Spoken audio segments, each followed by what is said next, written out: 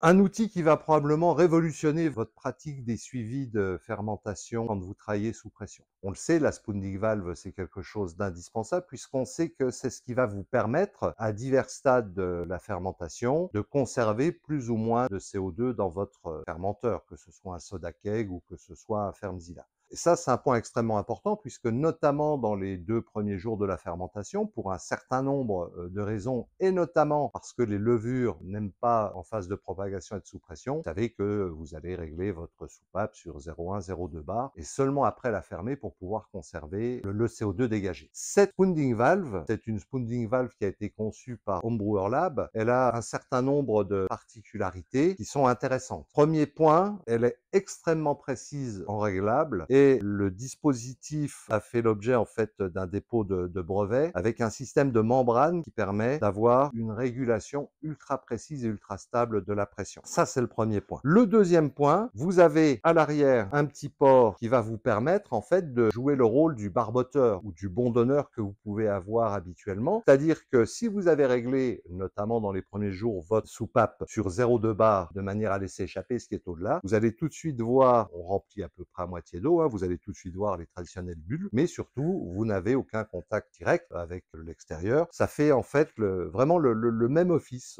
C'est votre petit bondonneur sous pression à domicile. Et troisième point, sur le support inox que vous avez là, c'est quelque chose qui n'est pas du tout fragile, c'est quelque chose d'extrêmement résistant. Vous allez donc pouvoir le mettre en place dès le début et même si vous êtes amené à déplacer, à sortir de votre chambre de fermentation, à remettre au froid votre fermenteur, vous n'avez pas de risque en fait d'abîmer l'ensemble. C'est un produit qui est complètement démontable, là encore, si vous vous retrouviez à avoir une surpression, une montée éventuelle de bière ou de Krausen dans la soupape, elle est totalement démontable. Dernière petite astuce, c'est que au moment où vous allez faire le remplissage et que vous allez pousser dans votre fermenteur avec une cartouche de CO2 et un détendeur, vous allez pouvoir en fait venir tout simplement ôter le petit bondonneur qui est là et venir ici injecter du CO2. La vanne à membrane a cette particularité de recevoir dans les deux sens en fait le CO2, c'est-à-dire de pouvoir contrôler sa sortie et réguler la pression, mais aussi de vous permettre d'injecter la contrepression nécessaire à la montée dans le tube